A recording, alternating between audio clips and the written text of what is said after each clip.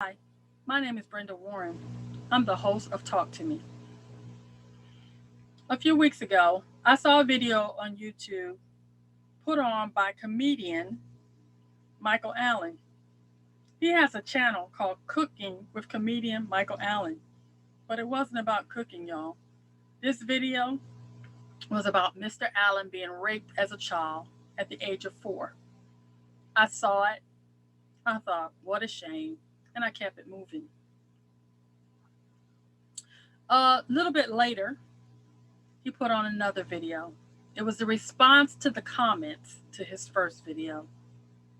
This time, I couldn't turn the blind eye because I listened to what he said. Then I went back and read the responses for myself. And I found myself getting angry.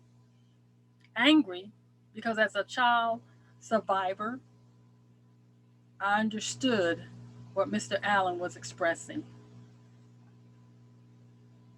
I'm often amazed at the stupidity of people. Some of the comments were so ugly, but many of them were uplifting and positive and in support of Mr. Allen. There were also those that for the first time felt like they had a lifeline, that someone understood their pain. Their abuse had never been reported, and people felt free on a YouTube channel in the comments section to list out the horrible abuses that they had suffered. I call myself the voice for the voiceless, yet all I've been voicing is about business and book reviews. So today, I'm honoring that title of the voice for the voiceless. And I asked Mr. Allen to voice his story on my channel so that I too can raise my voice to the injustice that is being perpetrated amongst our children, not just in America, but all over the world. My intent is to start a conversation as to why we tell our kids to stay away from strangers, watch out for the boogeyman, but we never teach them to be cautious of the very ones that say they're supposed to protect us, family. 34% of the sexual assaults reported in a 2020 RAIN report, that's reported assaults against children, were perpetrated by a close family member. Think about that for a minute. You can go check the report out yourself. Go to rain.org. That's RAINN. That is the Rape, Abuse, and Incest National Network. Rain.org. It'll break your heart. If you know of a child that's being abused, or if you are a child being abused and you see this video, please call 1 800 656 HOPE and get help. You can also log on online to rainn.org and chat and get help. I am hoping that we can stop people from abusing our little ones and getting away with it. We need to create an environment that allows our children to tell us when someone is touching them in a way that should never happen. Like Mr. Allen, I didn't tell anybody out of fear. But today, Mr. Allen, walking in his truth, is going to share with you what happened to him as a child in hopes that this doesn't have to happen to anybody else. Have the conversation with your kids. Think about who you're leaving your kids with. I hope you'll listen with an open heart. And I hope that after seeing this, you will think about, is my child safe? Because in some cases, they aren't. Be blessed. Welcome to Talk to Me. Today, I am very happy to say that I have with me a very special man who I became aware of about maybe a week, maybe 2 weeks ago, when I saw his YouTube video about him being raped as a child. Mr. Michael Allen is a lifelong Detroiter, an accomplished actor, a trained chef, and seasoned comedian. He's worked with such celebrities as Uncle Charlie Wilson from the Gap Band, Angela Bofil, Ray J, Mike Epps, gospel singer Dorothy Peoples, the Reverend James Moore, Vanessa Bell Armstrong, Shirley Murdock, and the late Janet Dubois, just to name a few. Mr. Allen has starred in such productions as, Hairweave, God Don't Like Ugly, Papa Don't Take No Mess, Through Hell or Hot Water, and I Am What God Says I Am, and The Scandalous Hair. Mr. Allen has toured the country performing his comedy and has won several comedy competitions over the years. He is a powerful actor who makes each character he plays comes to life. Cooking is his passion as well as performing. He's been performing for almost 30 years and has no plans of quitting anytime soon. Mr. Allen is also a survivor of child sexual abuse.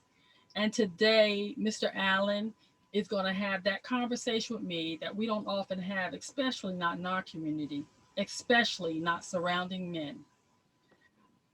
What I also want the audience to know is something I don't normally talk about is that I too am a survivor of child sexual abuse. And I have not always felt free to talk about it or to walk in the truth of what happened to me. But I want to say from the bottom of my heart, Mr. Allen, I am known as the voice for the voiceless. And you helped me find my voice when you Mhm. raised your voice. You were raw, you were real, you were honest, and I'm trying not to cry. I told myself I'm going to get it together today, but I need people to understand that this is happening even today. I am 58 years old, Mr. Allen, and Wow. I still carry the scars of what happened to me as a child. And I make no apologies anymore for what I felt at that time, what I feel today. And I Mhm. thank you for giving voice and creating a place where people can have this conversation on your YouTube channel. And for those of you that have a passion for cooking and want to see some good comedy and watch him make some meals that will make you want to come through the screen, you definitely have to go to Mr. Allen's channel. He is the part of the 4C gang that is cooking, comedy, cussing, and cocktails. It is raw. It is real. Mr. Allen, welcome to the show. Thank you. Thank you. Thank you. How are you today? I'm fine, sir. How are you? I'm blessed. I'm blessed. Mr. Allen, I I was moved by you just being real because people like to sugarcoat the things that people have done to children, and you were just straight up and saying, "No, I wasn't molested. I was raped." Yes. You And know, I think because a lot of time, for years I said molested because that made me feel better. And I only said it to myself. Mhm. I don't know what came over me because one thing I say, I try to walk in my truth, walk in my purpose.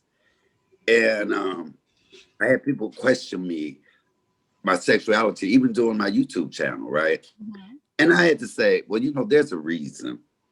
And so that's when I came to, for years I've done this and I had to explain it, but I said it's a whole nother story to that I need to talk about. My mother didn't really want me to tell that story.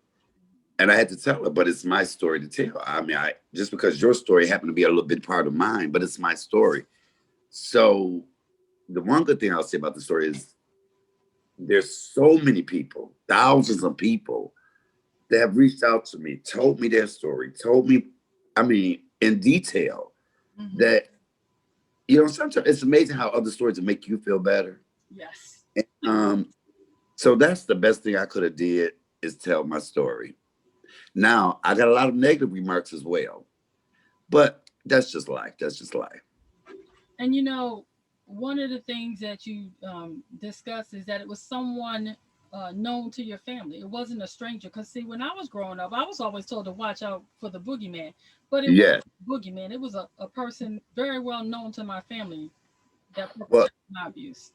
well, I was since I've told this story, because I didn't realize I pushed it this aside in my mind for years. But it was my mother's boyfriend's brother, who I was 4, and so he had to be about 24, 25. And we lived next door to the boyfriend's mother. So we were always over there. And I don't know what I did that day, but my mother whooped me for something I had did. You know, normally your mama whoop you, lay your butt down, and so it was in his room because he was at work. So, and I'm in there crying, and one day he walked in, and he said, "Oh, what's wrong, little Michael?" And I'm crying. I was like, Mama whooped me. He said, "Oh," he sat down and he started rubbing me, and it wasn't one of those rubs. Now that I look back on it, or "Oh, it's gonna be all right." It was, "Oh, I kind of like you," rub, and I froze. And next thing I know, he started touching my private parts and went down. And I'm 4 years old. I had not had any, I never knew what sex was. I hadn't had ever thought about it. All I know was it felt good. I stopped crying and I liked it. And see, that's what we feel guilty at a lot of times because we like it. And so I started doing stuff on purpose to get a whooping whenever we were over there because I knew it was like a routine. Mm-hmm.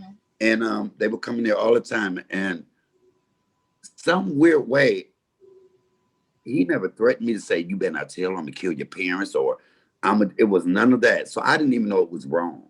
Mm-hmm. And would kiss me passionately at 4 years old. I liked him. And I remember the only time I even knew that something was wrong, the first time I had an idea that something was wrong, he was sitting there with all the other adults, my mother and all of them was sitting there. And now I had, in some weird way, had fell in love at that age.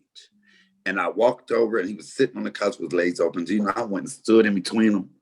And the way he pushed me away with this terrified look, I had to be about 6 then. And I was like, okay, this ain't right.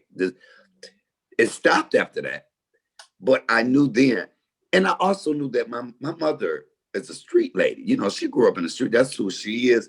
I knew that she would have killed him. Mm-hmm. So I didn't tell. I did not tell for a while. And but then this was what happened. I got tired of people telling me, "Well, how you get like this?" And I went on to have girlfriends for years, but I could not get that out of my mind because you know what? The seed had been planted. It was there. All I can do is think about it. I prayed to God to take that away from me. Say, I didn't want to wake up and have the whole world against me, or my mama asked me questions, my daddy asked me questions. So, and everybody blaming me for something I had no control in. Because, like I said, the adults around me failed me. I had no control over who I was around. I had no control at 4. But now here I am defending me about somebody else's action. And what would really kill me, I think I was about 15 or 16. We would drive up and he'll come up to, his name is Lawrence. See, I always speak the perpetrator's name, Lawrence. He would come up and say, "Hey, little Michael, rub me on the head. How you doing?" And I would give him a look like, "I dare you. You know what you've done in my life. You know what you did to me." And my mom would go, "Hey, how you doing?" Because she didn't have any idea.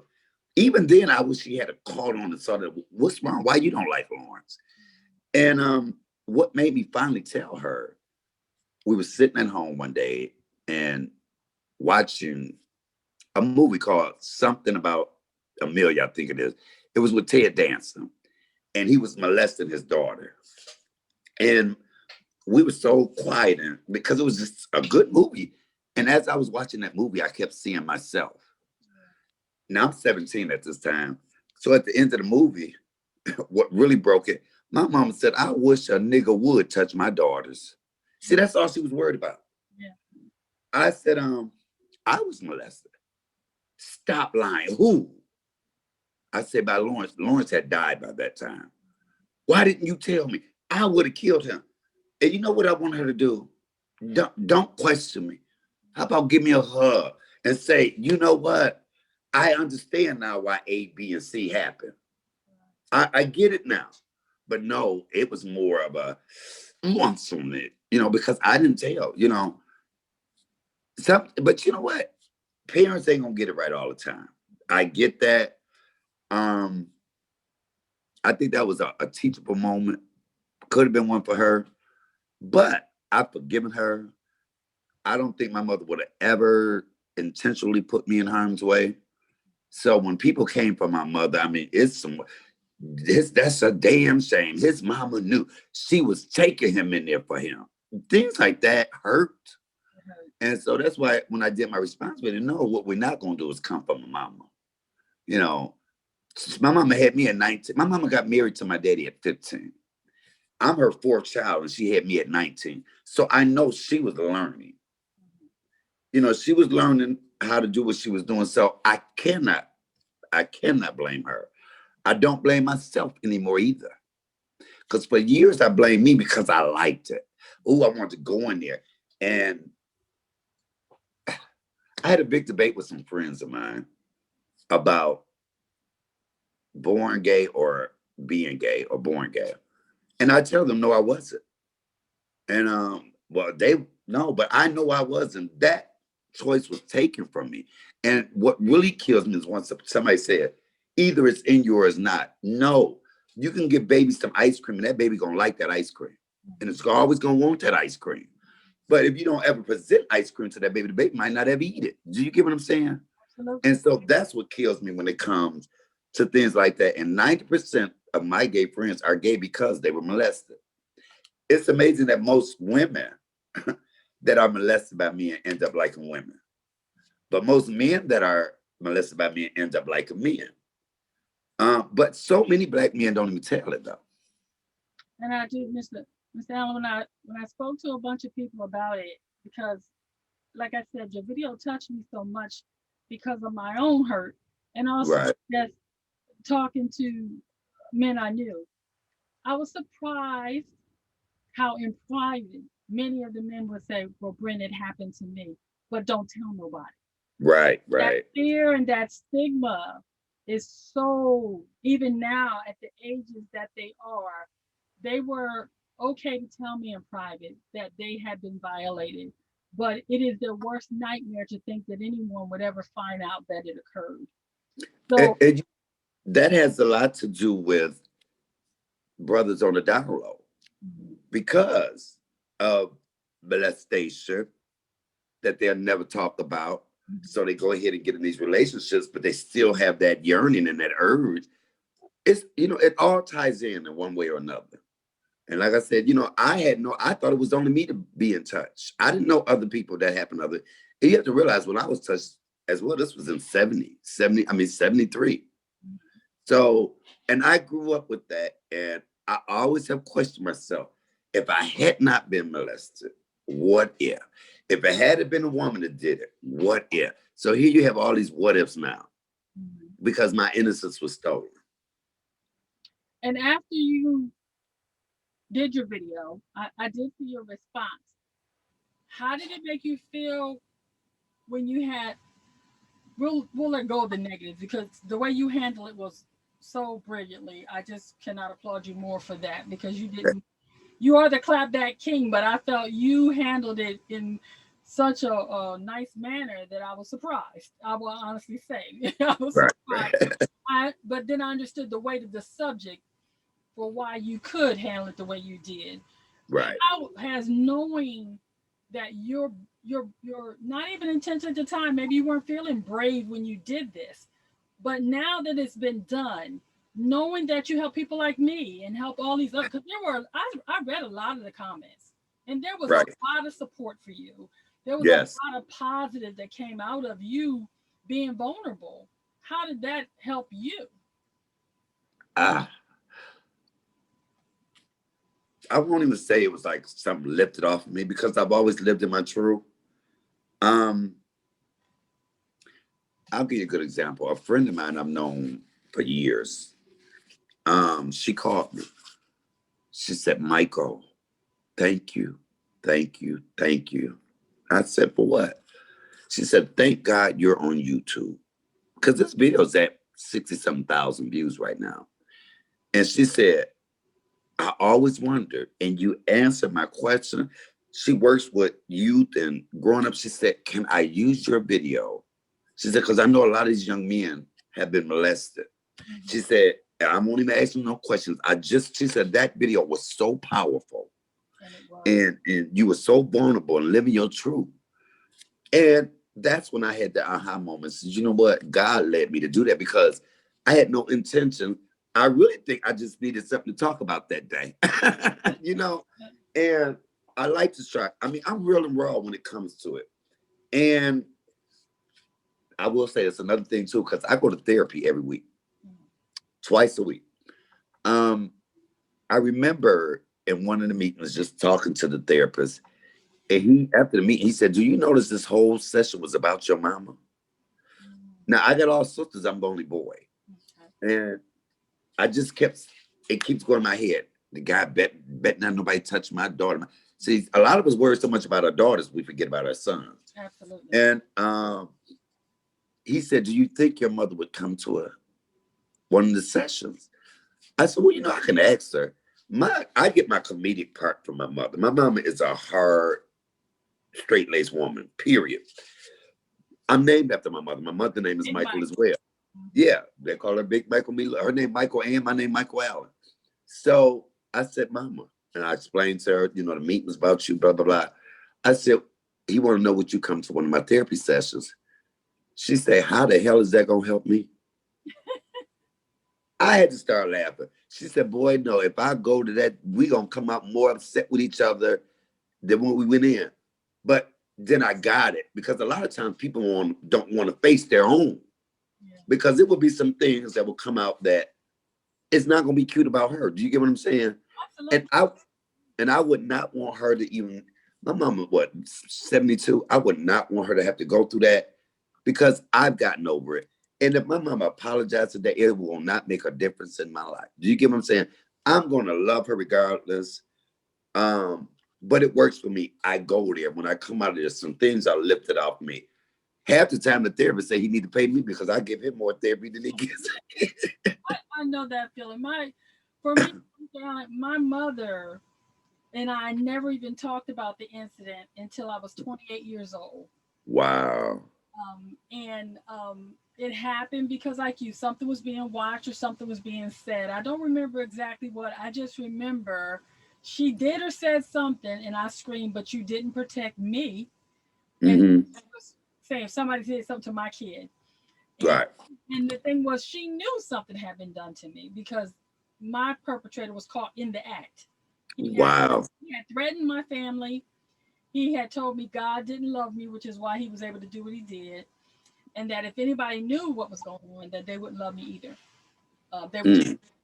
and unfortunately, because the adults around me did not know how to handle what was discovered, they did turn on me.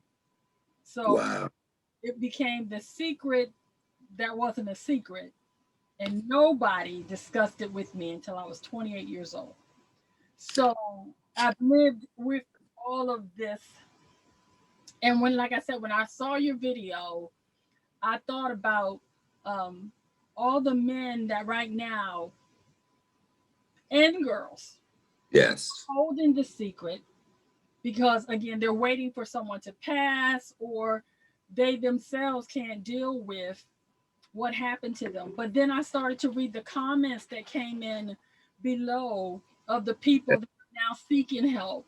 And like you, that are now going to go get counseling. Because that was another thing you mentioned about the counseling. And in our community, a lot of them just say, "Oh, you need is Jesus." Yes, we need Jesus, but counseling is a good thing too. God, Yes. because I But the remarks alone made it worth it. I mean, story after story. My father touched me. I was raped 4 and 5 times from this age. And what surprised me most is a lot of our ages was around the same time, 4 on up. What could a 4-year child give you? I don't know. So I was like, wow. And one lady said, "I would never talk about this, but you made me feel good enough." And she told me her story. And I'm a person, I have over 9,000 subscribers. And I will go through there and answer each one because that's what I wanted somebody to do for me. I wanted to be able to say, "Look, this is my story. This is what I went through. This is how I'm feeling." But I noticed one thing by me going through that, even growing up, I have a lot of nieces and nephews. If it's too quiet in the room, I would open that door. "What are y'all doing?" If a stranger was in the house and they went to use the bathroom, but I knew a kid's room was right there, I followed you to that room. it made me more on my P's and Q's, and it made me not want children. It really did, because of the fact that I wouldn't want to fail my child. If I can't be around you 24/7, first of all, people have to know that was traumatic to be for and to be raped. Traumatic. I remember throwing my underwear away one day. It had a little blood in it, but nobody knew. Why wouldn't you say, "Where's your underwear"? I mean, you get what I mean? I don't know. I don't know. And I think the part for me why I wanted to talk to you and put it on my YouTube channel is hopefully to start the conversation that if even one child is spared from this, or if it is stopped for one child, because my abuse Yeah. happened from age 6 to 13. It Mm, started before that, but it was before from age 4 to 6. I was just touched, but from right. 6, it was full on, and there was no turning back. But nobody around me seemed even the slight bit aware of what was going on. And Hmm. once they did figure it out, for a long time, I felt like it was my fault. And like you say, if you like it or if you say Yeah. about it, then it's a whole nother dynamic of stuff you have to deal with, because no one's trying to even acknowledge the fact that we are people with feelings and emotions, Yes. senses. And yes, at that age you can still feel pleasure, even Yes. given to Not know what it is. even though it was given to you by the wrong person in the wrong context and at the wrong time in your life. And if Yes. it forms your sexuality, your preference, Hmm. everything, and people don't want to deal with that. And see, this is what I want. I'm glad that it's helping everybody, but my black brothers out here, I want them to know. I hope that if it's happened, talk about it, because it's so much better if you get that thing out. Live your truth. Walk in your truth. I never blame myself. I never blame myself. I never even knew nothing was wrong with it. Do you get what I'm saying? Mhm. Until that moment. But even after that, the hardest thing that came out of that for me is you shaped my opinion on sexuality. I never had a thought. People say, "Oh no, if that was you, that no." I never even thought about sex. I didn't even know what sex was. And you have so many people that are blaming themselves, and then when you see somebody that's gay, this is another thing. You don't know their story. You don't know why they do what they do. No, you don't. And that's what for my LGBT people, a lot of, they on drugs. They are, a lot of them committed suicide. A lot of them have, parents have put them out. You want to put them out now for what they're doing when you didn't protect them in the first place. Mm. And that is the thing that, like I said, I mostly did the video too because I got all sisters, so I always carried myself in a way to protect them. So, if you saw me, you're gonna see a man. But once we had that conversation, you'll get it somewhere. And I always hear, "Are you? Are you?" And I said, "You know what? Let me just put it all out here. But first of all, I got to tell why I am. I don't know about nobody else's story, but I can tell you I wasn't born that way. That shaped me. My innocence was stolen. I fought it for years. Fought it for years. Fought the world, society for years. All about what somebody else did to me." And that's the part. Now, I guess I want to leave this with saying, now that this has been out there, how do you see your role in helping some of the people that now look up to you because you were so vulnerable? Because even though it may not have been your intention to put yourself in the place of a role model or someone that supports, from the comments I saw, there are people that you are now a lifeline, Mr. Allen, a true Yeah. one. God, let me tell you this. Years ago, I was doing a play and we were in, I think it was Miami or somewhere like that. And I grew up Catholic. No, I wasn't touched by the priest. I do that in my comedy act. But they were praying. And so I've never been one to do all this shouting and rolling. That just wasn't me. And the lady came, her eyes, they were like on fire. And she was like, "Michael, let me tell you something." She said, "What you doing now?" She said, "One day God gonna use you." and you're going to talk to the masses of people. And I'm looking at it like, oh, here we go. Don't tell me that. I don't want to hear it. Even when I do my channel, I have to pray before everything. Do you know people be like, oh my God, I come in just for your prayer. See, even though you don't do it and you will run away from that thing and say that ain't me, God gonna have you do what He wants you to do. And so I see that now to where there's a lot more important issues I'll talk about. Um, I told my sister, I said, I think, I feel like I'm a motivational channel. She laughed for half an hour. She's like, not the way you cuss or what you do. But to really sum it up all good, a lady came to me, no, a man. He told me his story, black guy. He said, I was raped and blah, blah, and told me that story. He said, but he said, what's special about you? He said, you bring it, you're honest, you're real, you're raw. He said, kids will listen to you quicker than they will listen to a church person. He said, because they can understand your language in the way you said it. And I thought about that because, see, that's one thing. I got to be me. That's what I always say. I got to be me. And I've looked at my own videos several times. Some days I just need to go back and look at it. And I tear up. I'm sitting there watching myself tearing up. I have a couple of those videos like that I do. That when somebody said, you know what, you helped me. Or lady cast at me here. And I said, oh my God, you didn't have to, but thank you, And I just really, it felt good. It felt good for me. And it felt good that I could help somebody else. Well, on that note, Mr. Allen, what we're going to end on is about your cooking, comedy, cussing, and cocktails, because we want Yes. to be positive, because this was heavy. I do appreciate you coming on and talking about the video that you did.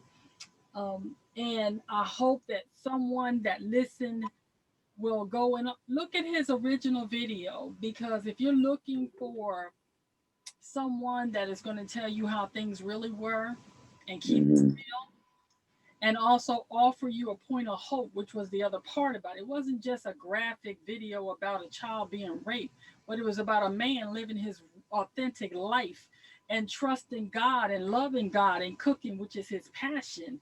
There was so much in that video that you could take away. And for those of you that chose to live in the negative, God help you, because Mm-hmm. look at that video and not see that a person was just trying to share with you as they walk through their own journey. And like I said, don't judge him, judge yourself. I'll say it Yeah. that. Yeah. Well, go look at this video. You'll see the raw version. Could you Right. tell me a little bit about your cooking? Because I tell you what, I be sitting there, I'm fasting, and your video popping like, come, brother, I'm fasting. Could you like give a sister a break?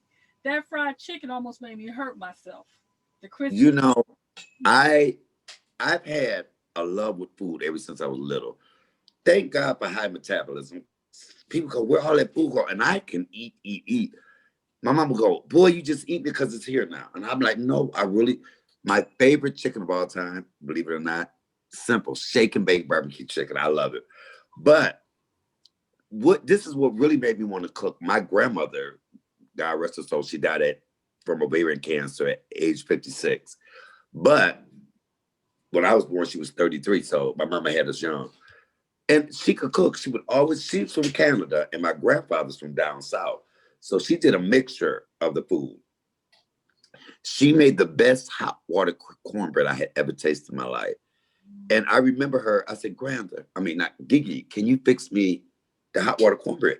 She said, not right now, I'll do it in 2 days. I had to be about 11 or 12. I said, I'll tell you what, because I'm a very impatient person in all parts of my life. I said, you know what, the next time she cooked that, I swear I'm gonna learn how to cook it. And from that first time there and being in there and watching her, I watched every other recipe after that. Her corn succotash, oh my God, I love. There's nothing that I can't cook. So then when I graduated from high school, I decided to go to culinary arts because I love to cook. But I've always been silly. So I finished culinary art. it's amazing how your life take a turn. Then I ended up going on the road with a play for 2 years. And then, so I've been in the restaurant industry, almost 33 years now. And this is what made me start a channel. I used to be on Facebook, and my sisters and them would always say, can you come over and make me some cornbread? Can you come over and make some gravy? So I catch myself, and it's amazing. None of my sisters can cook. Isn't that something? Wow. I was like, while y'all was playing with them Barbie dolls, I should have came in the kitchen and learned some stuff. I cooked my whole first meal for my family when I was 13. I remember today it was barbecue pork steak, homemade mashed potatoes, sweet glazed carrots, and cornbread. But so I told them, I said, look, I'll tell you what, I'm not gonna keep running to your house. So I'll do a video on Facebook and just, follow the video. And everybody can say, oh my God, and they just loved it. And they were sending me all these gifts and stuff. And I was like, oh my God, there's something to it. And so my sister got on YouTube. She said, no, you need to come over to YouTube. I said, no, I'm not going over there. Nope. I was comfortable with Facebook. Do you know, in my first month, I had almost 3,000 subscribers and so many watch minutes that I was like, oh my God. That's because you're awesome and your comedy is real and it's fun. Yeah. You make it for people to watch you. It's very entertaining. So please, you guys, it's called Cooking with Comedian Michael Allen, where we do cooking, comedy, cussing, and cocktail. Somebody asked me how did I come up with that name? I said, because that's exactly what I do. yes, that's exactly what it is. So if you're one of those squeamish people and you can't handle cussing, yeah. But I fun, and it's not outrageous, but at the same time, some folks, they just can't. Yeah. Well, I've had people say to me, well, I like your channel, but you just don't need to cuss. I said, no, you don't need to cuss. I gotta be me. There's a lot of other channels, and I have no problem with nobody not watching it because I got to be me because I have to be authentic. I hate going to watch videos and that's not the person. Just like I come up with new tuber of the week. I always shout somebody out every week. That's giving back. I'm not going to charge nobody because that's what I said. Sometimes you have to, we rise by lifting other people up. And that is my mantra right there. I love that. And the one lady was struggling to get to 1K. And you have to get to 1K in order to even start trying to get monetized. And I said, look, to my subscribe, come on 4C game. It's 9,000 of us. Y'all can't go over here and let her get these 72 more that she need. One that lady monetized, at that 1K just like that. She said, I got a tear in my eye and joy in my heart. Thank you. It's stuff like that makes me feel so good. So on one end, I can be the clapback king and get you together. But there's the side that is just so loving. And all I want to do is see, like I told them, you win, I win. We all got different stories. And, just like I will not become, even though I could be monetized, I won't do it because you're not going to censor my video. That's not the way God wants it. God got something totally different for me to do it. People always say, well, why don't you get monetized? No, you don't see no commercials in my video because every time my sister put up a video, she got to figure out what did she say wrong. And they giving her a yellow flag. I can't do that. I cannot do that. I got to be me. So I know I'm going to end up with a sponsor. Something's going to come. And I'm just waiting on God. What's for you is for you. But it would be a sponsor that understands your channel. Exactly. Are you having any comedy tours coming up soon?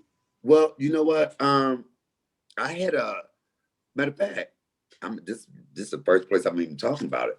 I will have a comedy show in May because we're trying to wait on the COVID to die down. And of course I'll be the headliner.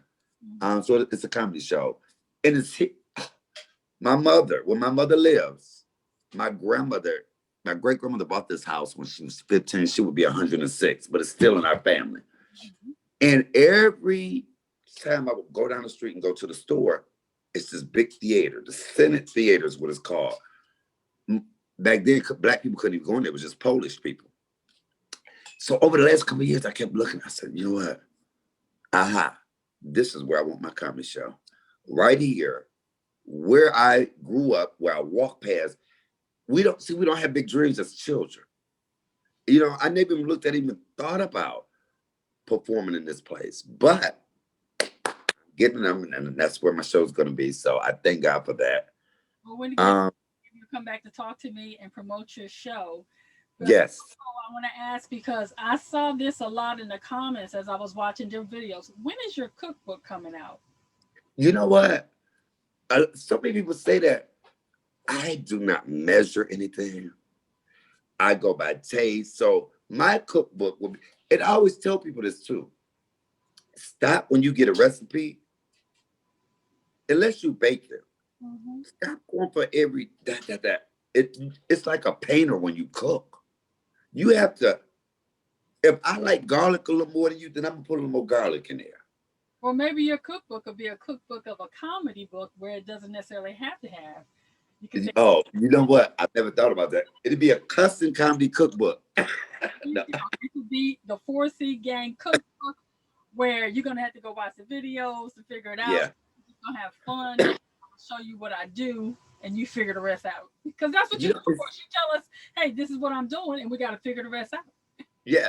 You know what? It's food to me. Is so, when I'm cooking, it's therapeutic. That's my getaway. I don't like anybody in the kitchen with me when I'm cooking. I could not have a house. I've seen houses with a kitchen in there. Everybody could sit. I hate that. Um, I had a friend one time. We was in the room laying down. I said, "Let me go fix a sandwich." Do you know I came back with a 4 course meal? It's just once I get in there, I just start cooking like that. I love to cook. I love to watch people eat my cooking. My mother was like that. She would say, let me go fix your sandwich. She come back out there. We got fried chicken and roasted Yeah, everything yeah. else. She went there. So Look, good my memory. grandmother, um, we used to always talk. I used to say, I can't wait till I turn 18. Then I'm moving. Because I was going through that stage with my mom. And my grandmother said, hell, I can't wait till you turn 18. You get on my nerve. Well, she died a month before my 18th birthday. Do you know I would have stayed 17 forever if I knew that? We don't realize when we're younger, trying to get older, that some people we love die off because that's how life works. Um, my grandmother was the freeze some food queen. She could freeze.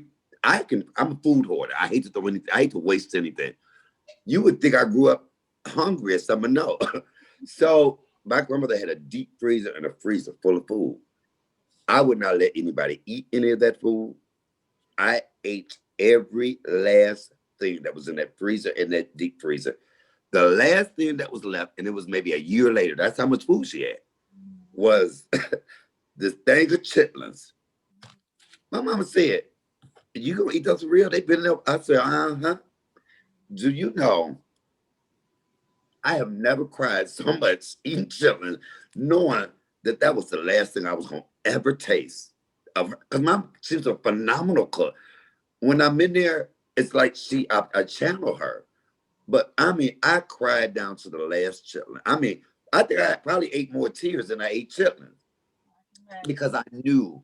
And see, that's what also made me be able to say, forgive my mama and love, but life too short. Plus, you honor thy mother and thy father, your days on earth are longer. And I'm trying to make it to heaven. I know I'm gonna have to explain to him about my custom when I get there, but I don't think he's gonna tell me no. But Lord, you knew I was gonna say it before I said no. Um, but it makes me cherish my mother so much to where I can't live that far from her. If I can't get to her in 2.2 seconds, a lot of things now I've learned, you know what? You just have to let it go. Let it go. I don't even question her about it. I just let it go. And it's not only for her, it's best for me.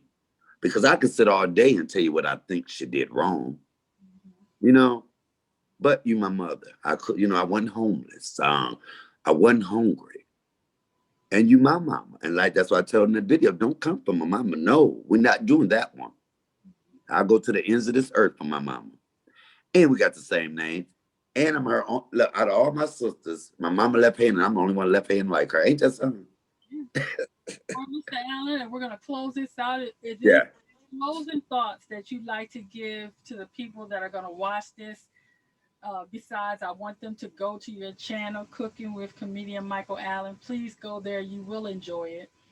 And I just want to say thank you for giving me your time, for sharing your story, and for just being you. Thank you as well. I'm glad you reached out. I feel good when I do good stuff. I guess I do some of this bad stuff. When I do the good stuff, I feel good. But I'm gonna tell you, anybody, little girl, little boy, parents, aunties, uncles, cousins. First of all, don't just think it's a stranger, somebody y'all don't know. Look within your own family. When something don't seem right, check it out. Look, ask your children questions. Because look, it's up to us to save the children. And that's all I can say because you'd be so surprised how many people got a story. Well, if you have a story and you'd like to get your story told, come talk to me. But in the meantime, take the time to go see comedian Michael Allen on his YouTube channel, Cooking.